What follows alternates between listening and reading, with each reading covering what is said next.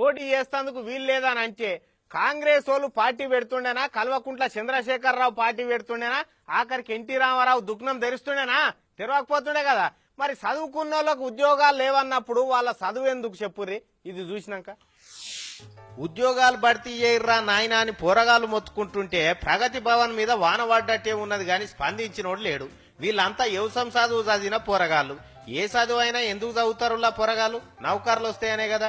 మరి 14 ఏళ్ల సంధి ఇంట్లో కోర్సులు పూర్తి చేసి ఉద్యోగాలు ఎప్పుడో ఇస్తారా అని ఎదురు చూస్తున్న ఈ పోరగాళ్ళకి ఏం సమాధానం చెప్తుంది ఇప్పుడు సర్కారు? చదివింది ఇంటికాడ కూర్చుంటందుకేనా? 14 ఏళ్ల సంధి ఉద్యోగాలు భర్తీ చేయకుంటే మరి ఈ పోరగాళ్ళ బతికేంది? ఎందుకు చదివినట్టు? మళ్ళా ప్రభుత్వం ఏమో వ్యవసాయాన్ని మీదికి లేవడతాం, ఉద్యానవనాలు పెంచుతాం, తెలంగాణను అడవి చేస్తాం, మన్ను మచాడం ముచ్చట చెప్తున్నది. మరి అవి చేయాలంటే అందులో పనిచేసే ఆఫీసర్లు ఉండాలి కదా. ఆ కొలువుకు సరిపోని చదువులు చదివిన పోరగాళ్ళు ఇగో రోడ్ల మీదకి ఎక్కి ధర్నాలు చేస్తున్నారు.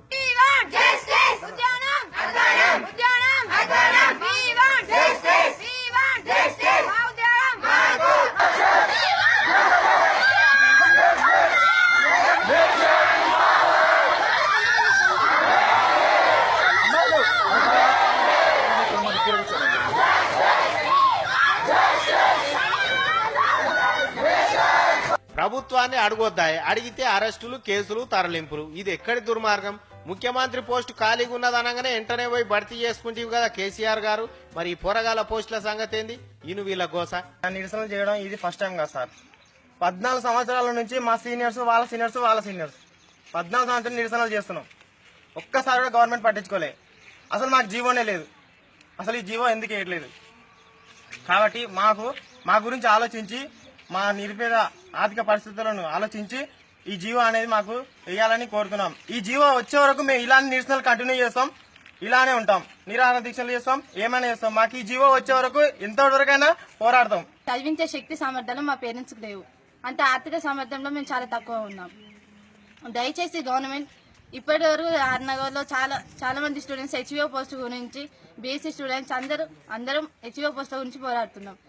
ఇప్పుడు కూడా మేము కూడా వారికి మద్దతుగా నిలిచి హెచ్ఓ పోస్టులు మాకు భర్తీ చేయాలని గవర్నమెంట్ ని కోరుకుంటున్నాం. ఇక ఈ పోరగాల గోస చూడలేక ఇంటి పార్టీ అధ్యక్షుడు చెరుకు సుధాకర్ కూడా పోయి హిమ్మత్ ఇచ్చి వచ్చిండు.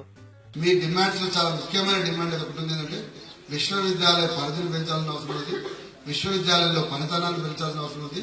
విశ్వవిద్యాలయం ఉన్నటువంటి డిగ్రీలు, డిప్లొమాలకు బయట ఉద్యోగ అవకాశాలు ఏమన్నాయో దాన్ని నిర్దిష్టంగా చెప్పాల్సిన బాధ్యత ఈ ప్రభుత్వం మీద ఉండదు. మీ డిమాండ్ న్యాయమైంది. ఈ న్యాయమైన డిమాండ్ ఎట్లా ప్రభుత్వం వెంటనే స్పందించాలని, స్పందించకపోగా అణచివేత చర్యని మెస్సుల నుంచి బయటకు వెళ్ళగొట్టే పని చాలా బాధపడి మీరు చెప్తాం. హక్కులు లేవనుకుంటున్నారు.